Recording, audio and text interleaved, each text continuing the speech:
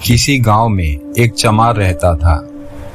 वह बड़ा ही चतुर था, इसलिए सब उसे चतुरी चमार कहा करते थे। घर में वह और उसकी स्त्री थी। उनकी गुजर बसर जैसे तैसे होती थी, इससे वे लोग हैरान रहते थे। एक दिन चतुरी ने सोचा कि गांव में रहकर तो उसकी हालत नहीं सुधर सकती, तब क्यों न वह कुछ दिन के लिए शहर चला जाए और वहां से थोड़ी कमाई कर लाए। स्त्री से सलाह की तो उसने भी उसे जाने को कह दिया।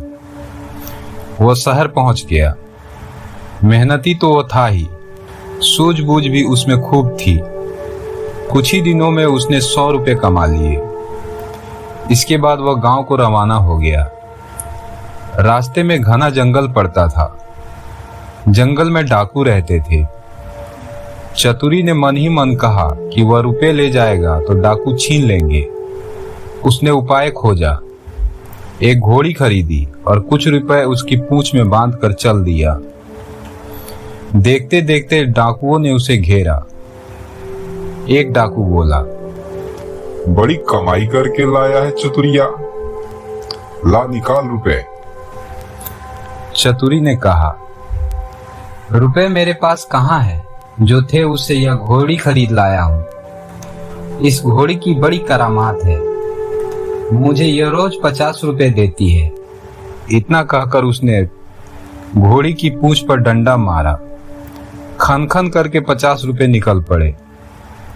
डाकुओं का सरदार बोला, सुन भाई, यह घोड़ी तुमने कितने में खरीदी है? चतुरी ने कहा, क्यों, उससे तुम्हें क्या? हमें रुपए नहीं चाहिए, यह घोड़ी दे दो।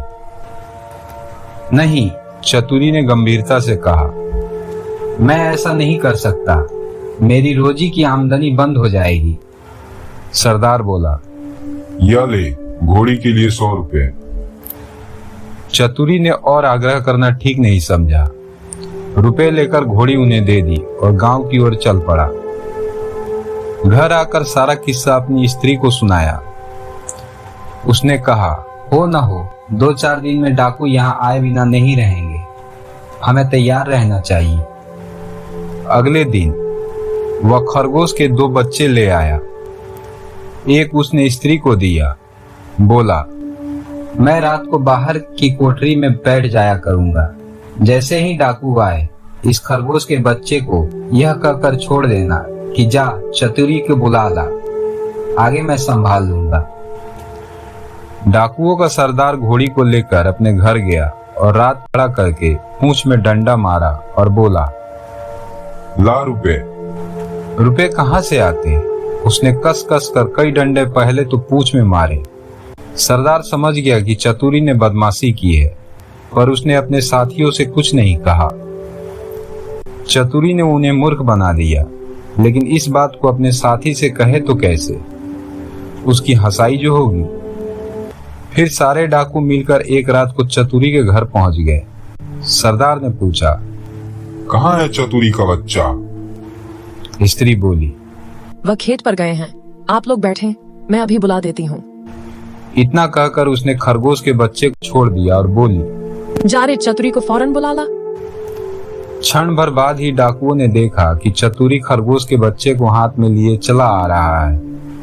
आते ही बोला, आप लोगों ने मुझे बुलाया है? इसके पहुंचते ही मैं समझ गया, वाह रे खरगोश। डाकू गुस्से में भर कर आए थे, पर खरगोश को देखते ही उनका गुस्सा काफूर हो गया।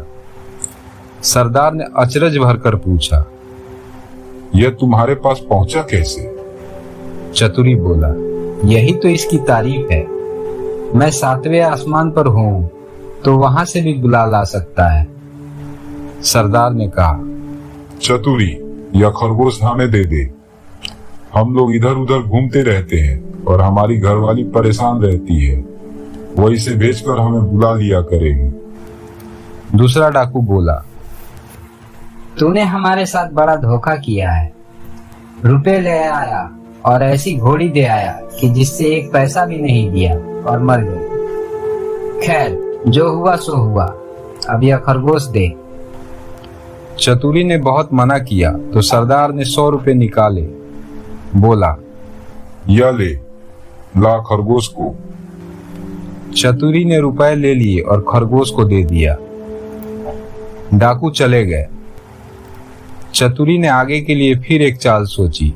उधर डाकुओं के सरदार ने खरगोश को घर ले जाकर अपनी स्त्री को दिया और उससे कह दिया कि जब खाना तैयार हो जाए तो इसे भेज देना, और वो बाहर चला गया। दोस्तों के बीच बैठा रहा। राह देखते देखते आधी रात हो गई, पर खरगोश नहीं आया तो वह झल्ला कर घर पहुंचा और स्त्री पर उबल पड़ा।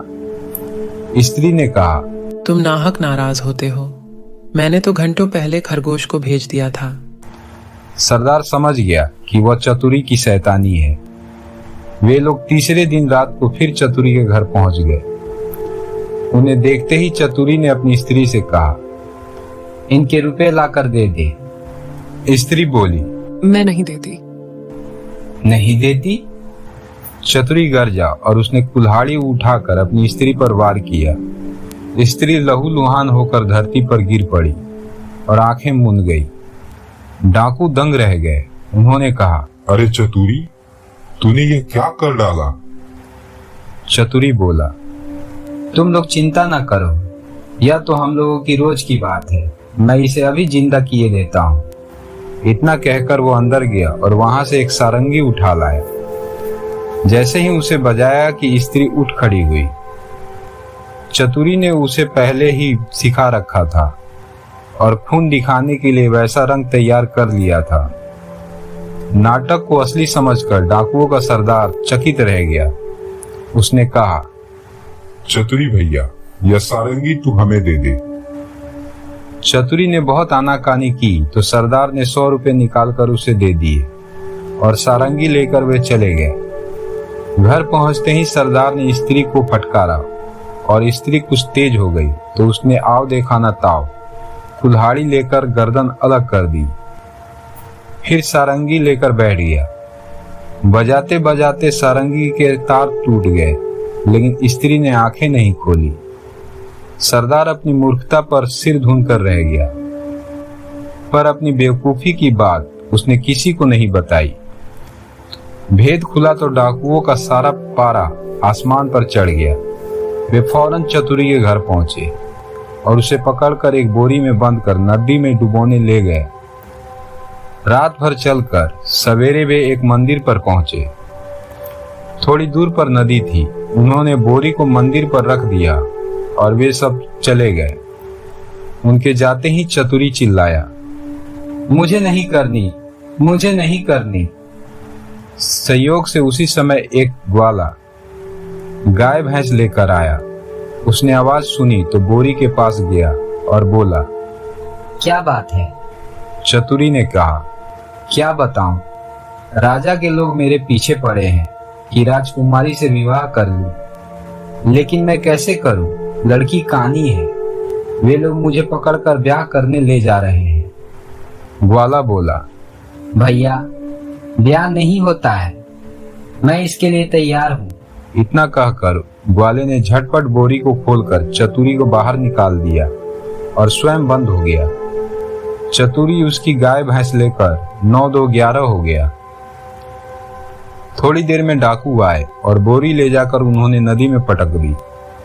उन्हें संतोष हो गया कि चतुरी से उनका पीछा छूट गया, लेकिन लौटे तो रास्ते में देखा कि चतुरी सामने खड़ा है। उन्हें अपनी आंखों पर विश्वास नहीं हुआ।